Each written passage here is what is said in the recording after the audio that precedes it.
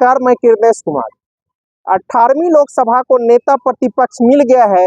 नेता प्रतिपक्ष का पद पिछले दो लोकसभा 16वीं और 17वीं लोकसभा में रिक्त थे, लेकिन 18वीं लोकसभा में कांग्रेस सांसद राहुल गांधी को नेता प्रतिपक्ष बनाया गया है। इससे संबंधित अधिसूचना लोकसभा के नवनिर्वाचित अध्यक्ष ओम बिरला ने जारी कर दी। हालांकि लोकसभा अध्यक्ष का चुनाव भी 26 जून को ही हुआ और ध्वनि मत से चुनाव अध्यक्ष का हुआ। भाजपा सांसद ओम बिरला लोकसभा अध्यक्ष चुने गए, जबकि कांग्रेस के सुरेश भी उम्मीदवार थे।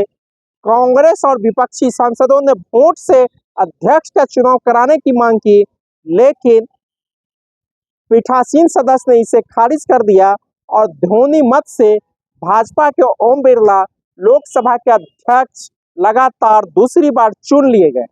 इसके साथ ही इस बार लोकसभा में नेता प्रतिपक्ष के रूप में कांग्रेस सांसद राहुल गांधी का भी मनोनयन हो गया।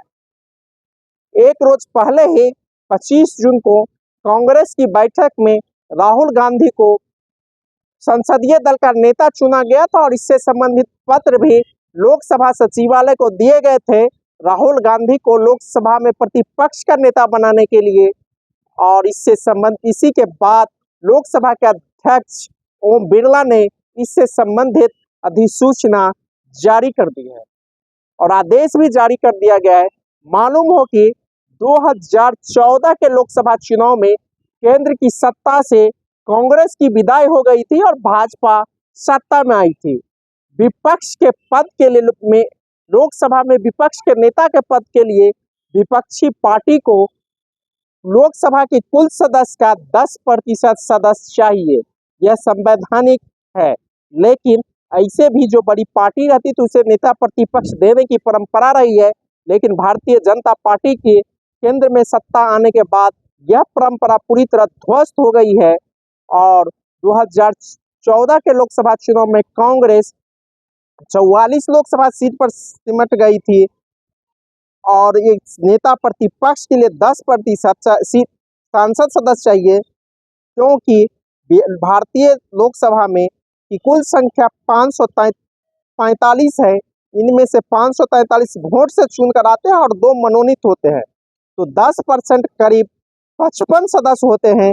लेकिन 55 सदस्य कांग्रेस को न ही 2019 के लोकसभा चुनाव में आया था और न ही 2014 में जहां कांग्रेस 44 सीट पर सिमट गई थी, वहीं 2019 के लोकसभा चुनाव में कांग्रेस को मात्र 52 सीटें आई थी। इसलिए नेता प्रतिपक्ष कांग्रेस को नहीं मिला था और 10 वर्षों से लोकसभा में नेता प्रतिपक्ष की सीट खाली थी। लेकिन इस बार विपक्ष बड़ी मजबूती के साथ उभर के आया है और कांग्रेस पार्टी 99 सीट जीतकर संसद में विपक्ष की सबसे बड़ी पार्टी है।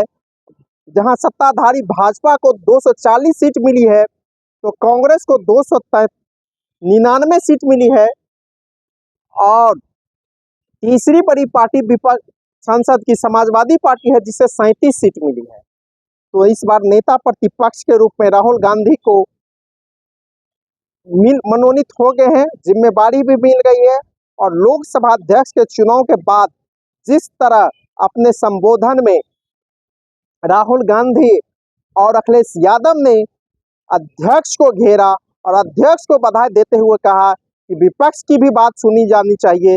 यह सबसे ऊंची आसन है, जितना सत्ता पक्ष को महत्व है उतना विपक्ष को भी समय मिलना चाहिए।